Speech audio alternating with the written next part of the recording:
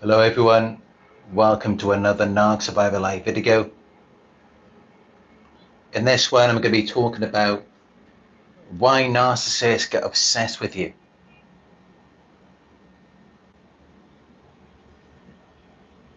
There may not be much of a mystery why victims get obsessed with narcissists, because I've been through it myself in my past with a few narcissists, and it was because they manipulated me, they devalued me after they initially put me high up at a pedestal. And then it was like no matter what I did, it was never good enough. They left me running endlessly on a hamster wheel trying to please them, as though they were the judge, jury, and executioner. But it was like no matter what I did, it was never good enough for them. And I was starved of love, attention, and affection, while I was constantly giving and doing for them, getting nothing back in return. And I was being gaslighted. And of course, many victims go through this. And it's no wonder why we become obsessed with the narcissist when they're doing all of these things. They're using all of these manipulative tactics. They're playing on weaknesses in our psychology, which they are exploiting, because they're deliberately trying to make us obsessed with them, or at least some image of them, not who they actually are. But they try to implant an image in your mind and get you obsessed with that and associate it with them. But they don't look at it as though you're trauma bonded, you're manipulated, or as though they're just messing with your mind. They see it as though that makes them irresistible, as though it means that there's nothing wrong with them. That's how they take it. And that's why it's very important for them to get you obsessed with them. But then, of course, by them doing that, because they're already on that same wavelength of trying to get you obsessed with them, it can cause themselves to become obsessed with you.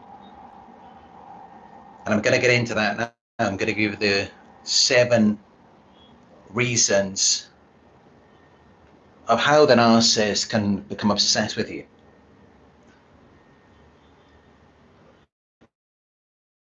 Now, these reasons are tied to their personality traits and underlying insecurities. They're obsessed with control and just maintaining a sense of their own superiority and self-importance.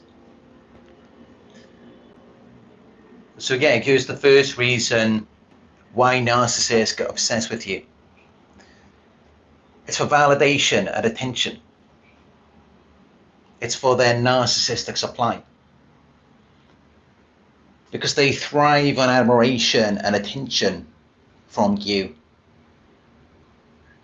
which then maintains their self-esteem. When you're giving them supply, they may become obsessed with it, because they want to keep that source of validation close, especially if you are a grade A source, or if they don't know that they can ever get that supply again. Then of course they want to keep that close to them. They want to keep it under control. They don't want it to get away, because they never know when they're going to find that type of validation ever again.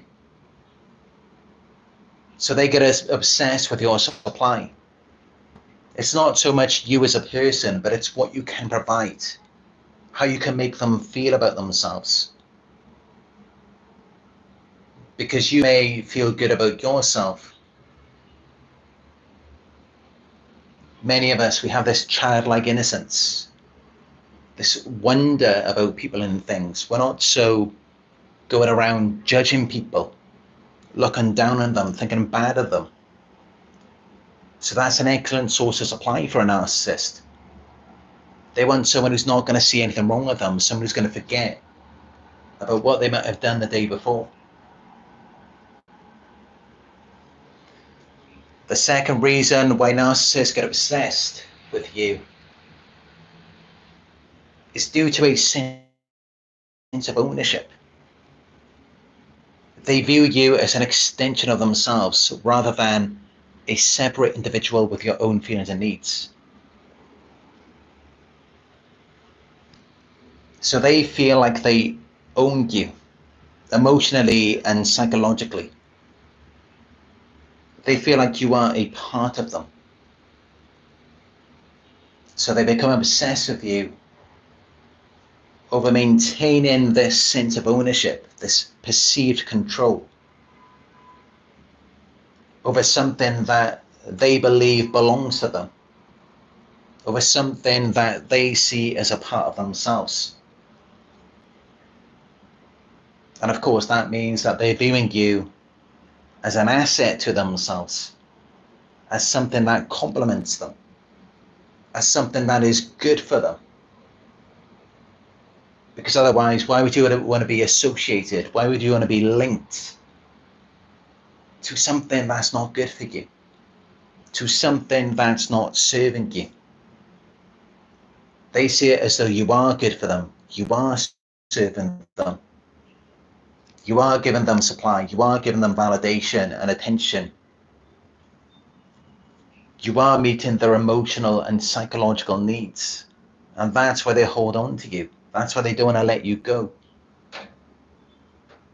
That's why they have this sense of ownership over you.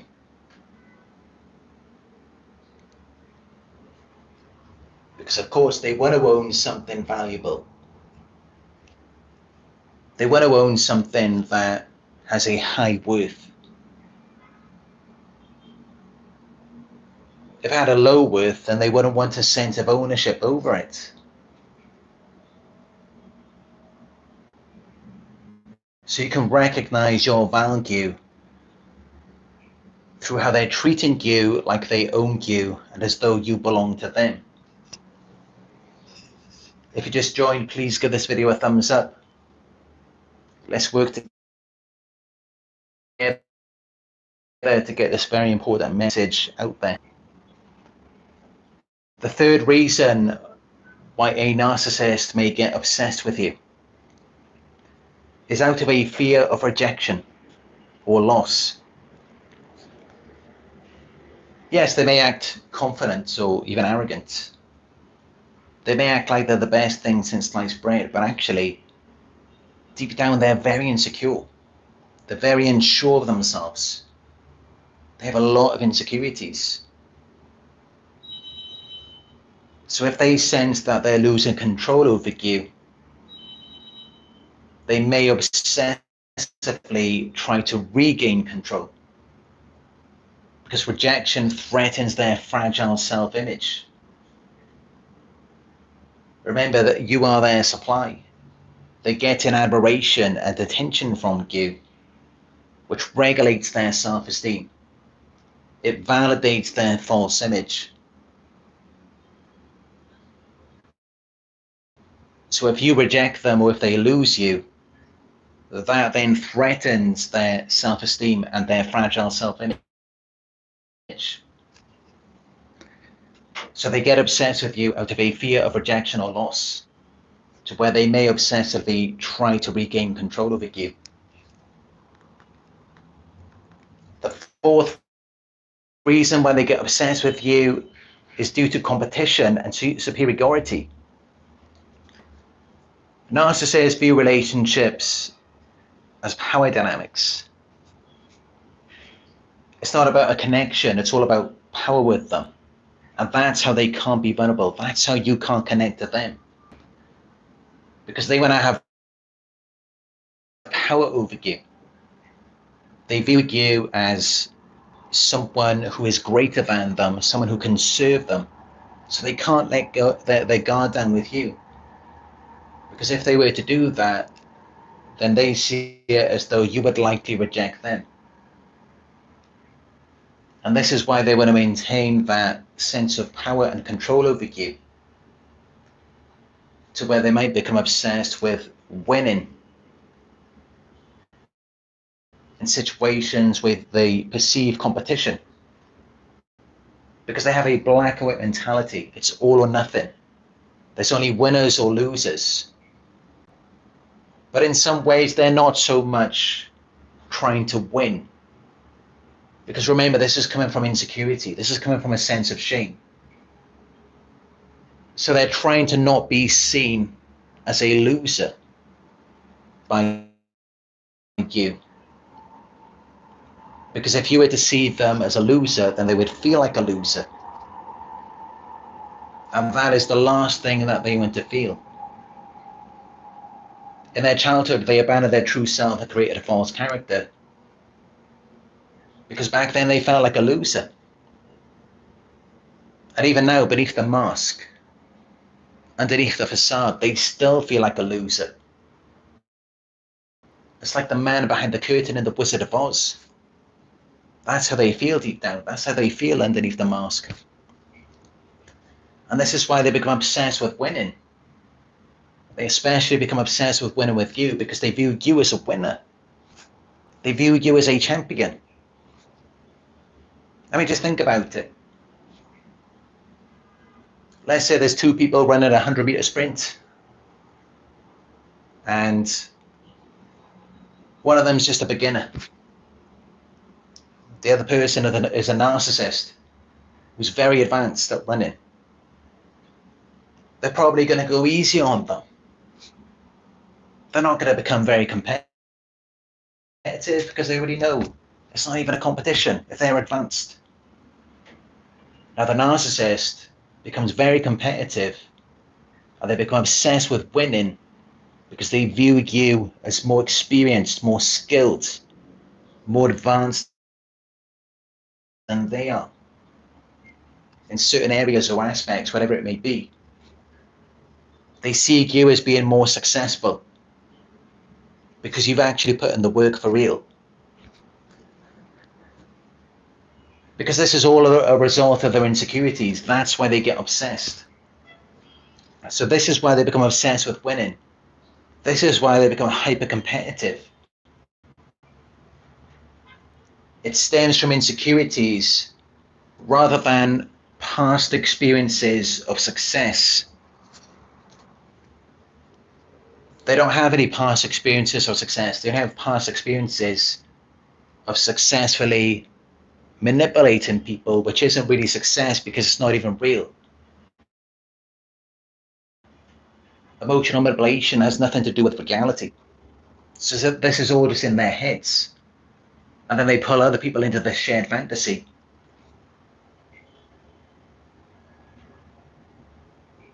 But yeah, this obsession helps them to stay focused on you, on beating you.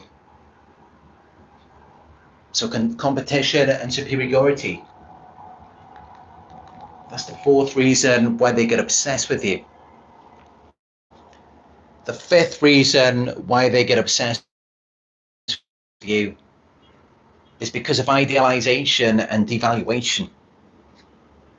So at the beginning of a relationship, they may have idealized you. They may have put you on a pedestal. They became fixated on you, obsessed. But then after a certain amount of time, they then began devaluing you. So it was a different kind of obsession, to where they were then hyper-focused on punishing and controlling you solely because you were no longer feeding their ego. You no longer made them feel important. So then, in their minds, it's like, all right, if this person doesn't make me feel important by me idealizing them or by putting them on a pedestal, then try something different. And of course, because they have this black and white, all or nothing mentality, well, they tend to think in extremes. Instead of idealizing you, they then do the opposite. They devalue you. Instead of putting you up on a pedestal, they just kick you off onto the floor. And then they become obsessed with just punishing and controlling you. out of their duty and importance.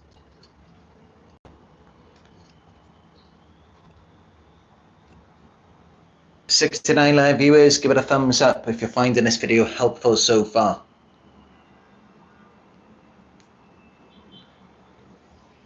Helping you to understand why these narcissists get obsessed with you. What is going on in their minds. 6th reason why they get obsessed with you is because of challenge or denial. So you may have resisted their charm or rejected their advances or their proposals or ideas. And this rejection then breeds obsession, to where they then become obsessed with proving their worth, with showing you that they are something, that they are worthy, that they're not what you think they are. So they see it as a challenge, as an effort to assert their self-image, so that they can then win you back and dominate the situation by regaining power and control over you. So they see it as a challenge, as a result of your refusal, your denial. They see it as though maybe they can win you over. But this is more with narcissists who are higher on the spectrum. Narcissists who are more overt, maybe even psychopathic.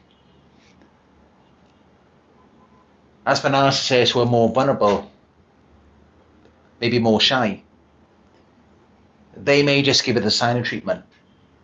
They may just hold you off. They may just disappear, because they may see it as though it's a challenge that they can't win. They may see it as though they can't win you over. So they may just run off and lick their wounds, or find someone who's easier to please. The 7th reason why narcissists get obsessed with you is a result of unresolved inner conflicts. So they project their unresolved inner issues onto you. They can't even see you. They can't even perceive of you accurately, because there's still things they've left unresolved inside of themselves. They have these unresolved traumas, and they're also in denial of that. They don't want to accept it. So when they're interacting with you, this comes up, especially if you're not validating them, you're not giving them supply, because then they become aware of themselves. They introspect, and they don't like how it feels. They want to push it away. They don't want to accept that that is a part of themselves, and that's how it doesn't go away. So then they project these unresolved inner issues onto you. They disown the parts of themselves that they don't like and assign them to you, which stems from a need to control external circumstances, so that they can then quiet this internal chaos. Because they have all of this inner turmoil, there's all of these things going on inside of them, things that they don't like about themselves, all of these insecurities, and they don't want to work through that. They don't want to accept it. They don't want to accept that these parts of them are parts of them. They dissociate from it. They run from it. They deny it. They suppress it. But then, of course, when they see you, and it's like you don't have these issues, you're not going through what they're going through, it triggers them to reflect on their insecurities, on their own deficiencies and inadequacies, which they then project onto you. And this is why it's like they can't acknowledge you. They can't acknowledge your accomplishments. They can't compliment you. They can't give you any credit. Because in order for them to do that, they would have to be okay with themselves first. They would have to accept themselves, and they don't accept themselves. They're very insecure. So all they can really do is just project these unresolved inner issues onto you. Once you're no longer validating the false self and the illusion. And this is how they then turn against you. This is how they then become obsessed with punishing and controlling you. To just prevent it from coming down on them like a house of cards. Because that's what's likely to happen once you're no longer validating the false self of the illusion. Once you're no longer going along with it and following their narrative, then it's going to come back on them. And so they disidentify from themselves. They dissociate. They project it onto you. Because they're just running away from themselves. And of course, don't get it twisted, it's completely different from victims of narcissistic abuse who dissociate. I mean, I'm sure it is for you as it was for me. When I was dealing with narcissists, all I wanted is to be myself. What I wanted is just to be in reality, where maybe they could actually just acknowledge my hard work and success. But as I talked about before, I did a video on it, you can't be yourself around narcissists.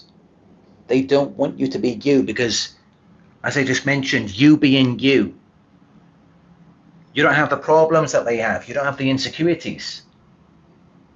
So automatically that just reflects back to them their own deficiencies, the things that they don't want to accept about themselves. And that's why you can't be you around them. Because they're viewing you as a mirror. They don't even really see you. They view you as a mirror of themselves. And it could be a good reflection at first, when you're validating them, when you believe in them. But then when you're invalidating them, now they have to put you down. Because again, then by them putting you down, by them punishing and controlling you, it then reflects positively on them, in contrast to you and how they're treating you. And especially if you're in agreement with it, if you're in accordance, if you accept the mistreatment, if you believe that you deserve it, or even if they've just coerced you, then it validates them in some sort of way. And this is what all of their behaviors are designed to do.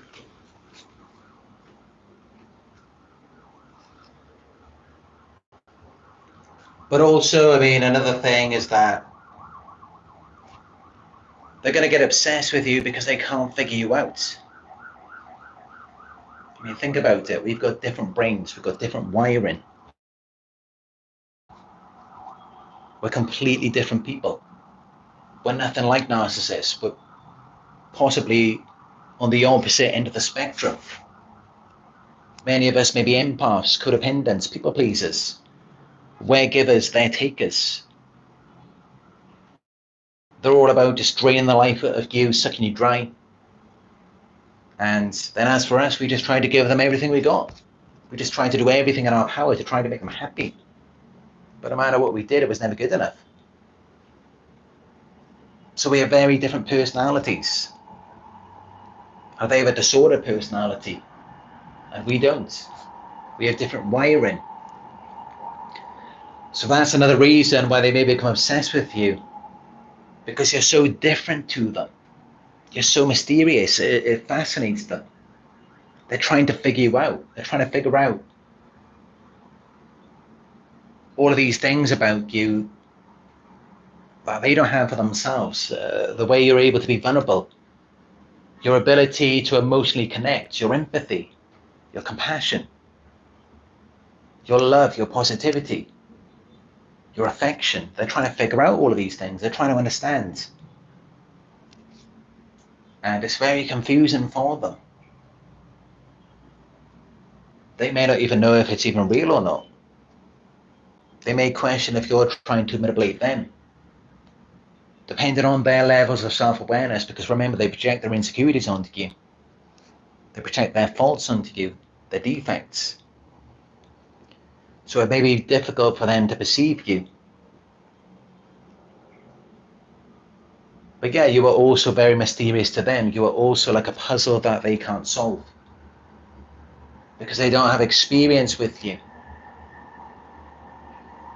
Even if they somehow do have experience with empaths before you, every empath is different. We all have our own unique, separate personalities, unlike narcissists who are pretty much the same in every part of the world. So there are those differences there as well. And yeah, I mean, a lot of this is just pretty much about their insecurities and control. Control, validation, and maintaining a sense of superiority and self-importance, to where they pretty much just want to manage you. They want to have you under their complete control. They want to control you like a puppet. Because of course, I mean, this is something valuable. This is something that's actually worth something. You take good care of yourself. You value your mental health. So you have a lot of value. And of course, having something about you under their complete control, that gives them tons of validation. It provides them with a sense of superiority and self-importance. Now, if someone was really beneath them, they're not really going to care so much. It's not really going to make them feel superior or validated. If anything, it's just going to repulse and disgust them. They're just not going to want it anywhere near them. Almost like a pile of poop. Having control over a pile of poop, that's not going to make you feel superior. It's not going to make you feel more important. It might make you feel a bit more in control. But even then, you're going to want it away from you. But what if it's a pile of gold? Now, if you've got control over that, that's going to make you feel validated. It's going to make you feel good about yourself. For a narcissist, it's going to make them feel superior, important. So when you really dissect this mindset, you can see that at some level, they recognize your value. They recognize your worth. And that's why when they don't get obsessed with you, or even if it just becomes more covert and they're stalking you, the reason is because although they do recognize your worth, they recognize your value, it's too much of a challenge for them. It's too difficult for them to overcome. They see it as though all of the roads are blocked. There's no way around it. There's no getting in with you. There's no getting you into the position that they want.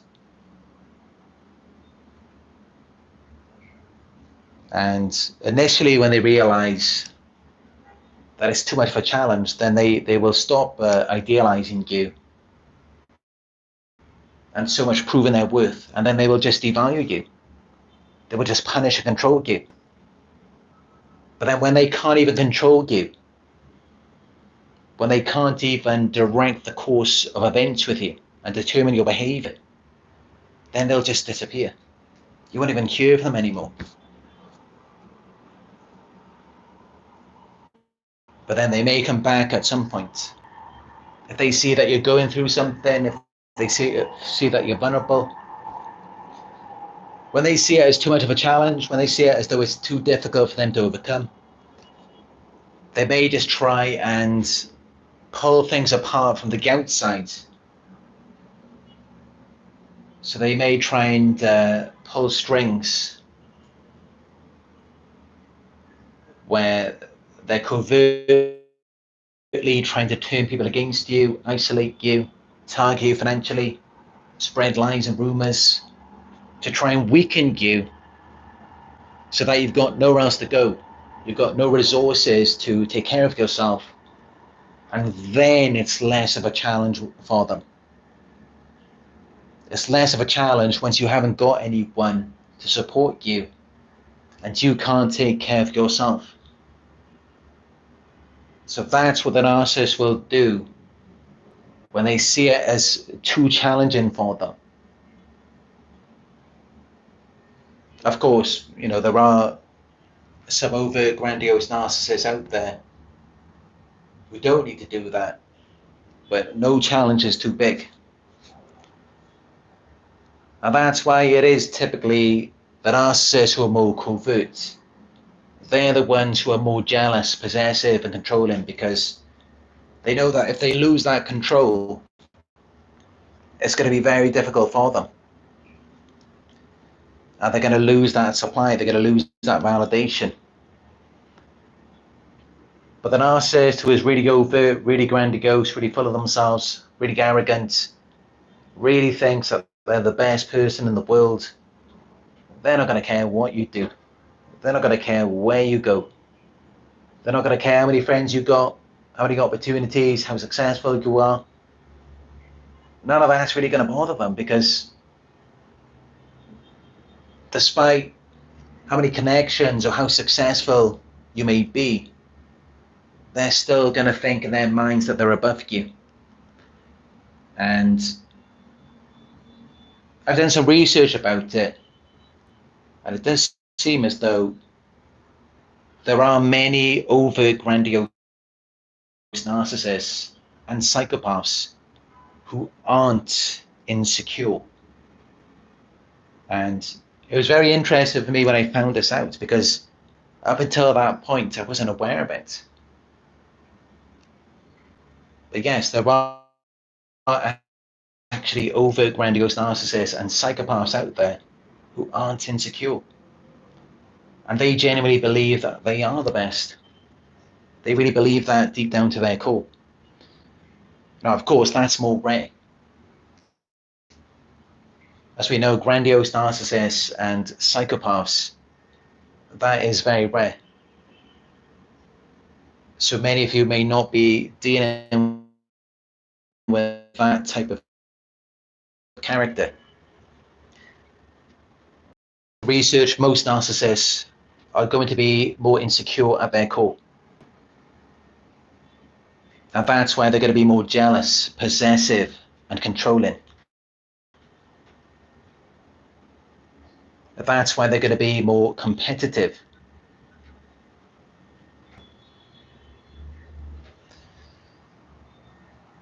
And yeah, I would say that it is going to be mainly the covert narcissists who are going to get obsessed. Of course, I mean, grandiose narcissists, they may develop obsessions with their supply sometimes. I mean, as we know, with sociopaths and psychopaths, they don't always need to have that supply. They can go without it for a very long time, because they're holding out for what they deem to be a really high grade supply.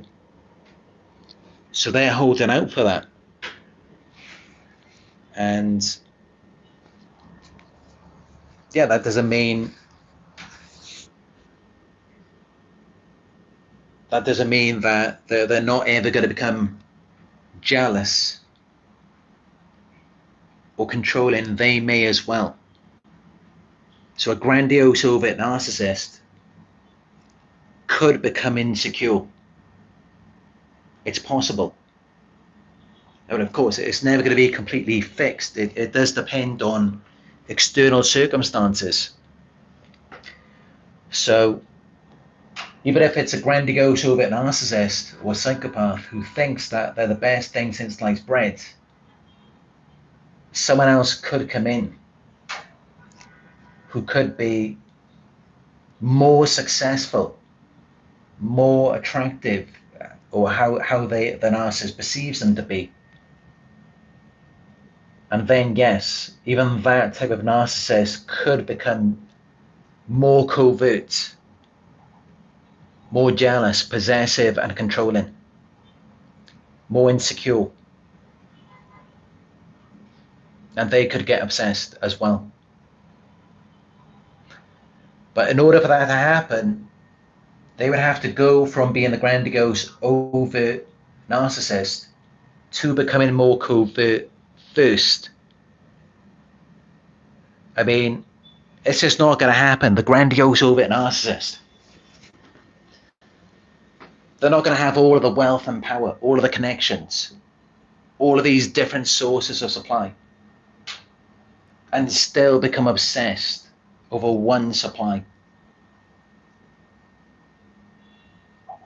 It might happen a little bit, but it's not really going to be an obsession.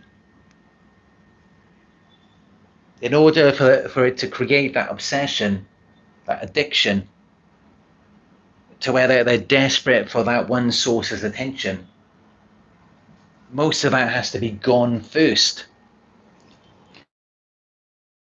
So they have to lose those sources of supply.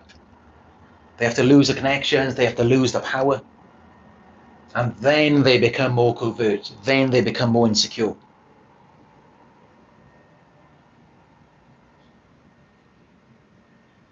So that's how it typically works with those who are overt, grandiose, arrogant, those who aren't insecure.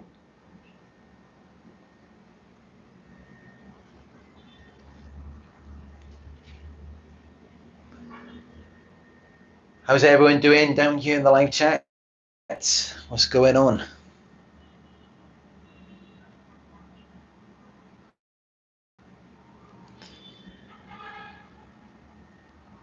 I've just been really getting into it, sharing this information with you. But now let's see what everyone is saying here.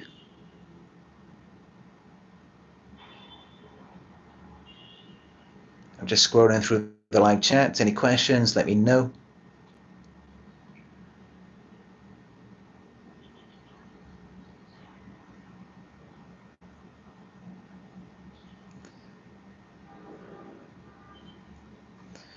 Jade asks, how do I tell the difference between a narcissist versus an avoidant attachment style? I'm really not an expert with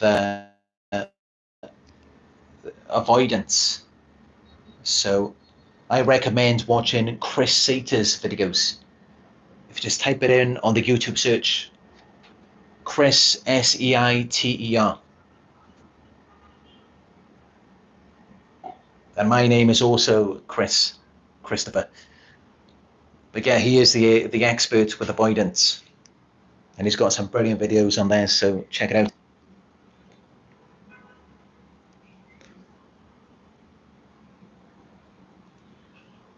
Linda Apostolidis says, please respond to people that make an effort to submit comments. Are you aware? Yes, I am aware. But if you don't know the format of my videos, first I talk about the discussion of the video, and then towards the end, if I have time, and then I read the live chat and answer questions. So it's not always a Q&A video. But there are other channels out there who do more Q&As, so that service is also available.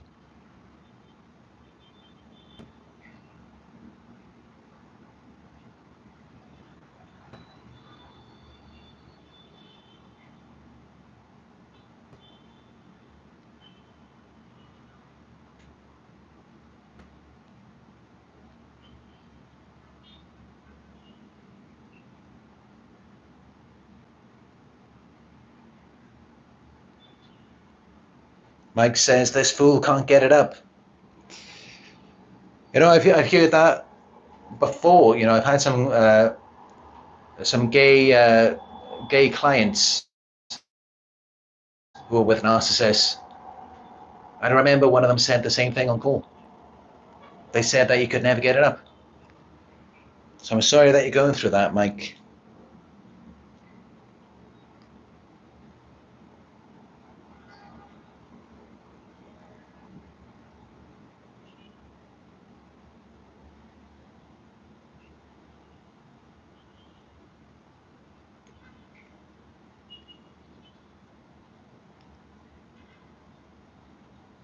Jade says that's what I'm dealing with, like ghosting and leaving and coming back. But I think he's avoidant. I've done a little bit of research into avoidance. I mean, I'm not the expert. Chris Sater is the best one for that. So, me personally, my opinions on it is that I don't think that these avoidants are just these innocent, shy people. Because to me, I mean, there's got to be self-absorption and a lack of empathy there. Because it just seems to be all about themselves. And that's why they avoid. I mean, even myself, I mean, I'm not perfect. I have my own issues. I'm going through things in mental health. I'm dealing with abuse. And yet, I don't avoid people. I still communicate with them. I still make an effort. I don't just disappear. I don't just ghost people.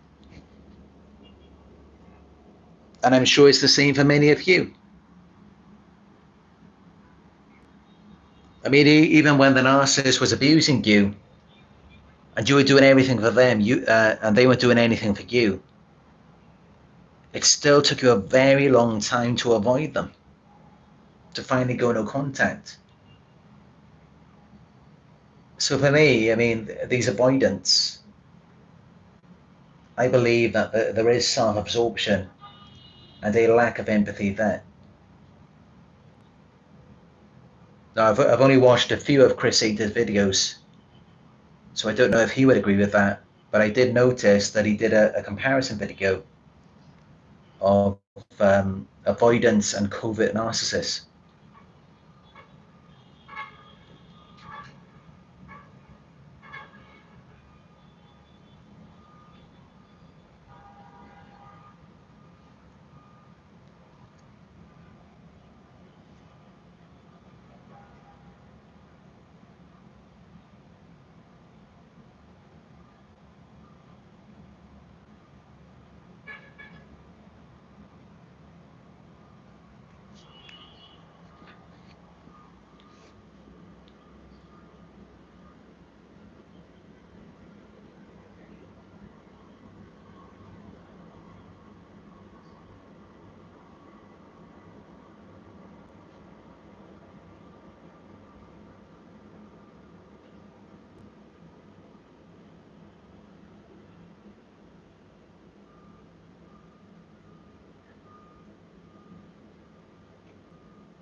Marchicelli Music Ministry says this video is insightful. Thank you.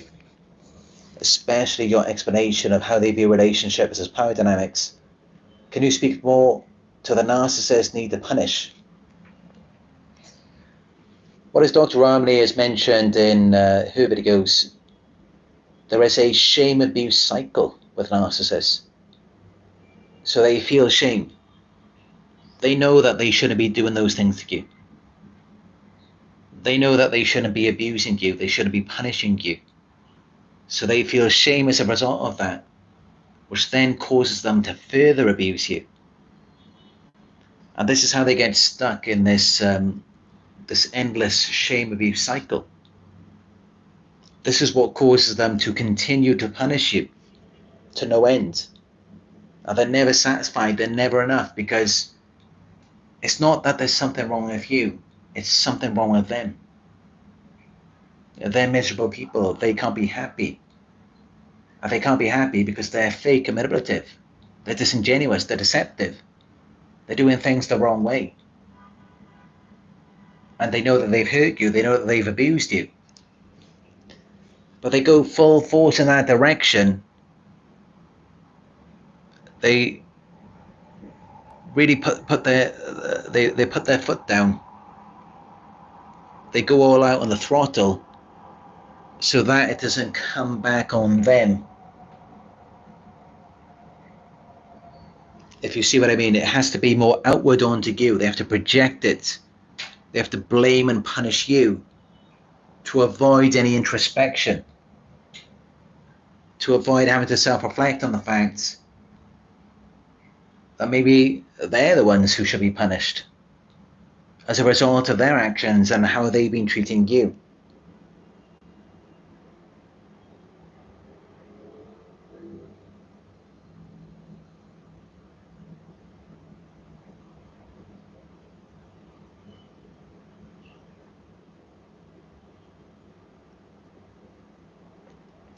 Victoria Hall says, how long have you been a Narc Survivor?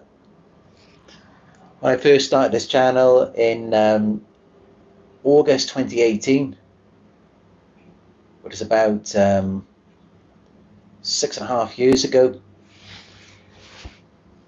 But I've actually been a Narc Survivor from the very beginning. And yesterday I posted a poem that I wrote in 1999 when I was just 10 years old. The poem is titled, It's Not My Fault. Because I was being scapegoated, I was being blamed for everything. I was constantly being punished and gaslighted. But I was aware of it even at that time. And even to this day, reading that poem that I wrote in 1999,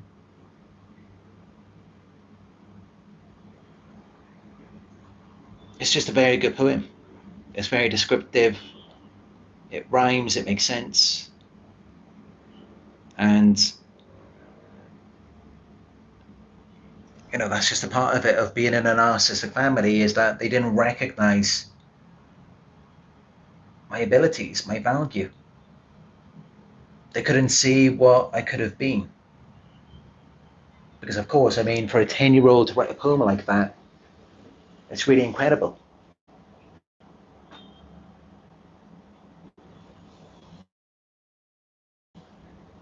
But yeah, you're all welcome to check it out on my Instagram.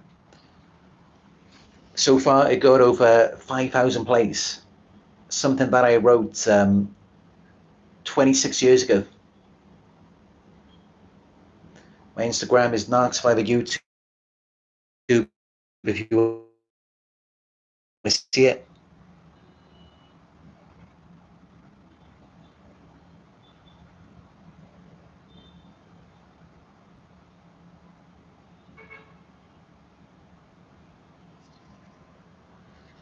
Ellie Wen says, some have no empathy. I think the ones that have no empathy, when we're talking about not just a lack of affective empathy, but also a lack of cognitive empathy, to where they can't even cognitively read into your emotions or experience, those are going to be higher on the spectrum. Those are likely to be more sociopaths or psychopaths. And I've watched some interrogation videos with sociopaths and psychopaths. And yeah, they just can't understand the other person's experience at all. Even narcissists can't fully understand, but Sociopaths and psychopaths, they just don't even know how you feel or how their behavior affects you. Some of them. They just don't even have the cognitive empathy, where it's like they're just like aliens. It's as though they're not even from the same species.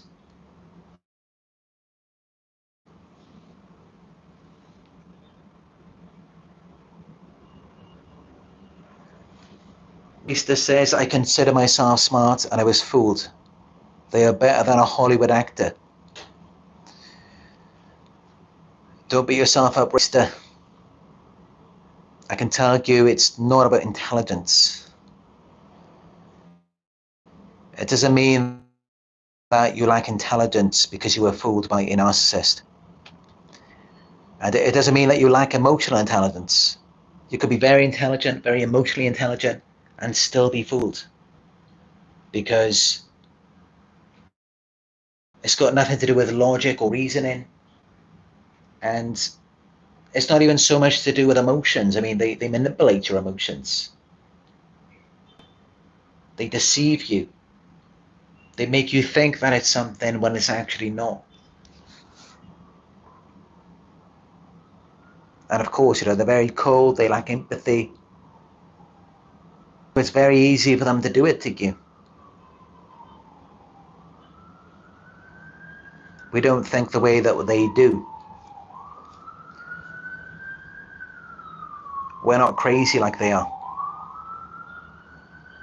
I mean, of course, it's very difficult to understand a crazy person's mind.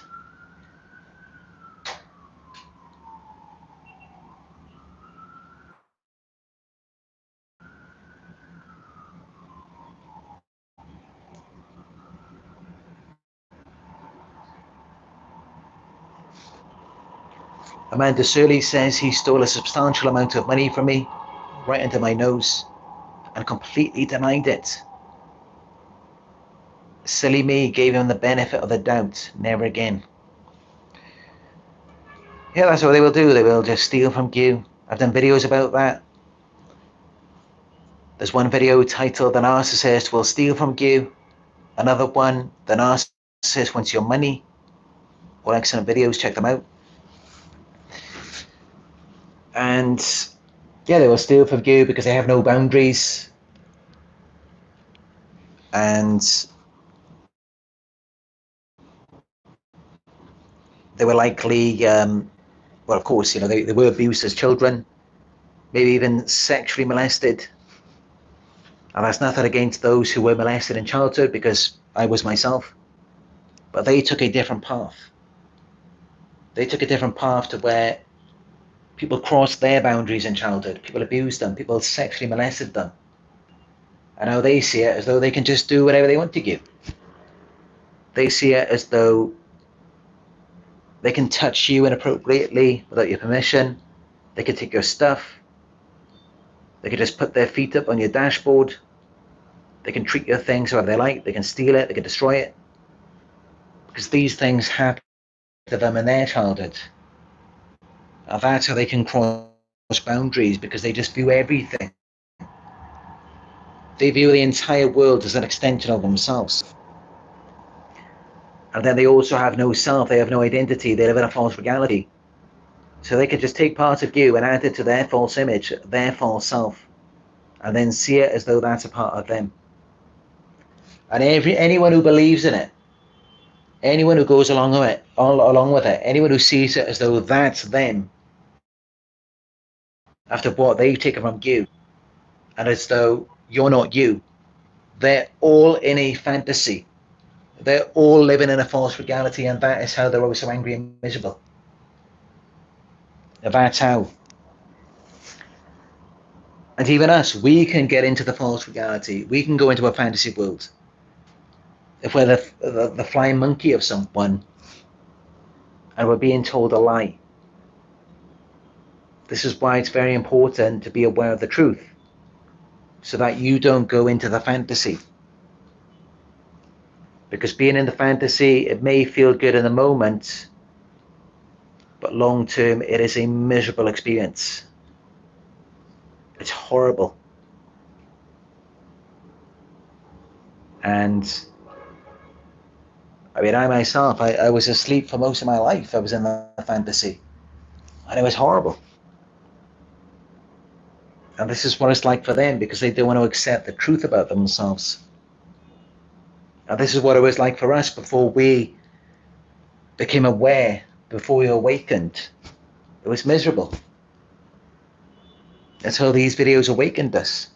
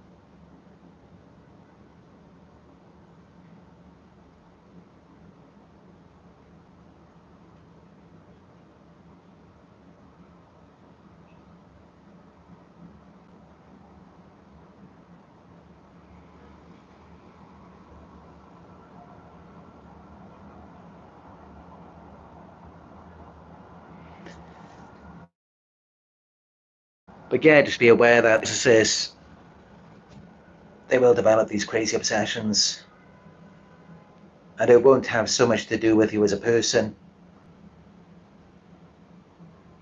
It's not about connection. It's not about love.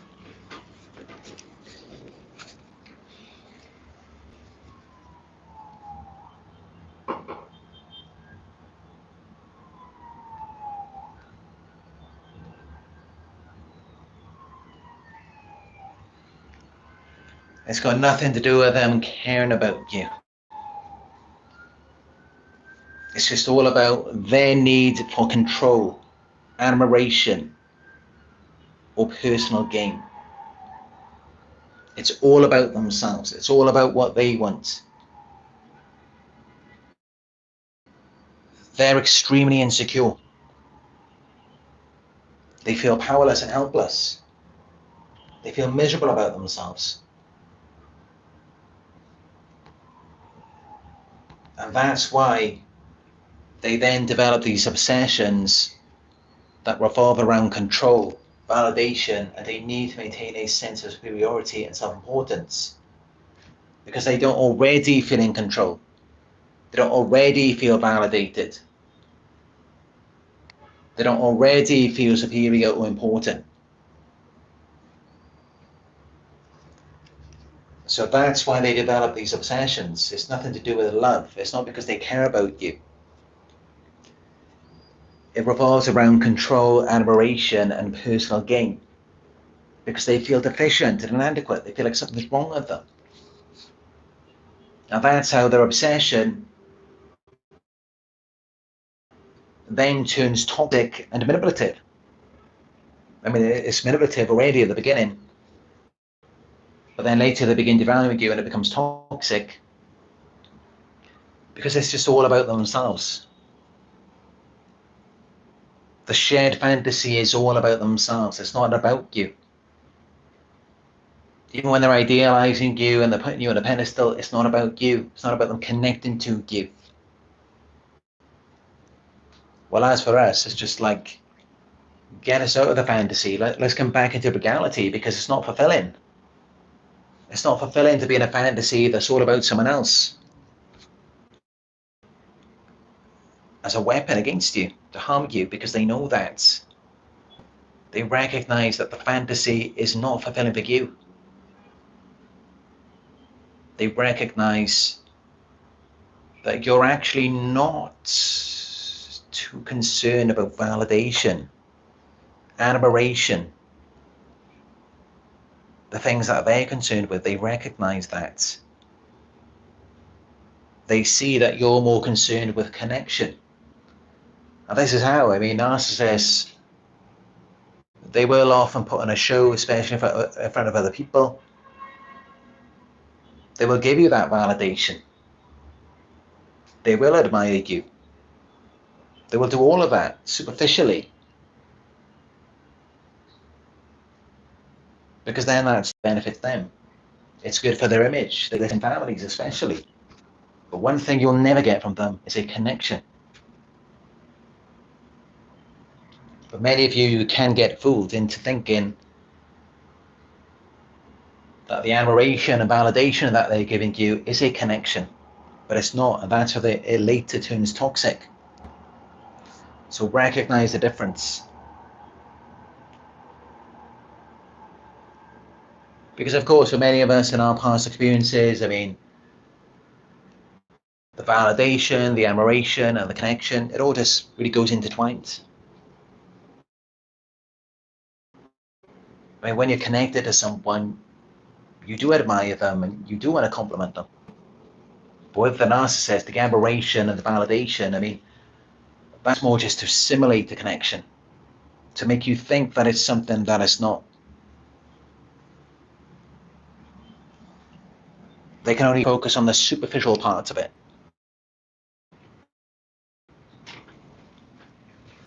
But they can't go deep. They can't expand on anything. They can't even tell you what it is that they actually like about you. There will always be something superficial. It will never go deep.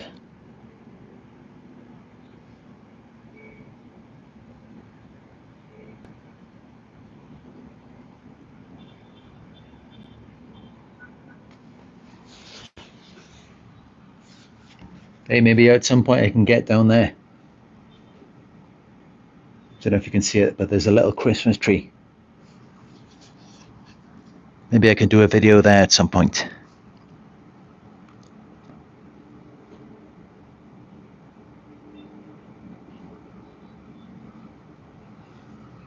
But yeah, I mean, it's a miserable experience being in fantasies all of the time. I mean,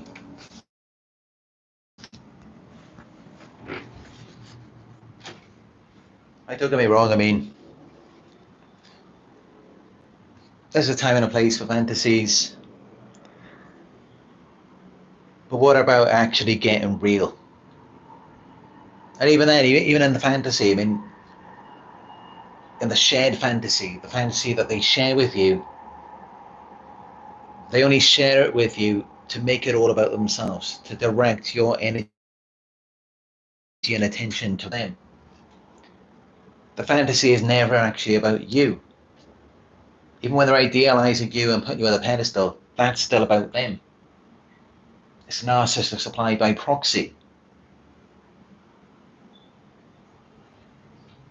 I mean, it's like, if we're going to have a fantasy, if we're going to simulate something, we should at least be a participant in it. It's a fantasy without any reciprocation. They're just tooting their own horn. They're just blowing their own trumpet. It's just all about themselves. It's just bigging themselves up because they feel that small, because they feel that insecure. Now, a person who is more secure in themselves, who doesn't feel that low, can actually have a real shared fantasy, a real relationship, a real connection. I mean, even like pretty much the one thing they've got, the one thing that actually lures you in, it's absolute garbage. Their shared fantasy, it's just nothing. It's no good for you because you're not even involved in it. You're not even a participant. You're just kind of like the audience. Or you're just like a puppet, like a lifeless doll. You're just there to make them look good. It's so empty. It's kind of like how they, narcissistic parents, they just focus on the appearance of the child, superficial things, their accomplishments. It's got nothing actually to do with the child at all. Because the child is just an extension of the narcissistic parents. So their appearance, their accomplishments, all of these things are just a reflection of the narcissistic parents. Same thing with narcissistic relationship partners. It's all just an extension of them. They're not viewing you as a separate person. So even though it's a shared fantasy, it's kind of like, I mean, Sam Vaknin coined that term, but in some ways it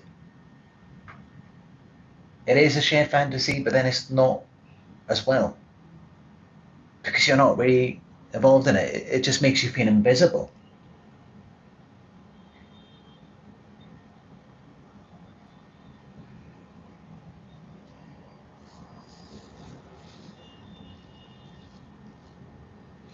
But yeah, that's my thoughts on it. And protect yourselves, because these narcissists will get obsessed with you. And that's kind of like a red flag. When someone becomes very jealous, very possessive, very controlling, very early on, before they've even gotten to know you, and before you've even gotten to know them, it's likely that at some point the obsession will turn toxic.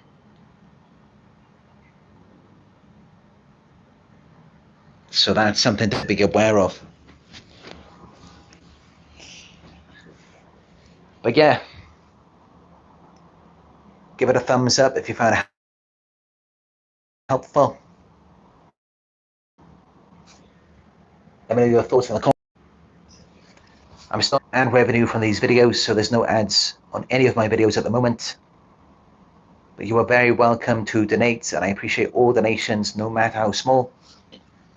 You can donate to my PayPal. It's paypal.me/Narc Survivor. And you can also book a one-on-one coaching session with me by going to my website. It's narcsurvivor.co.uk.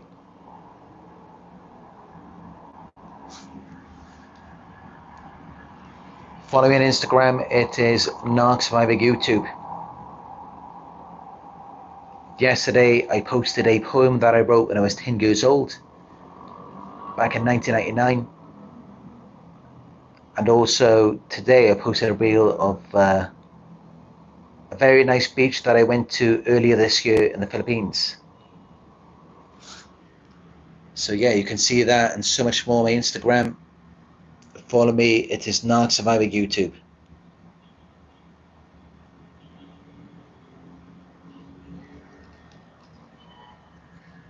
Thank you all for joining me on another Narc Survivor live video, and I will talk to you soon.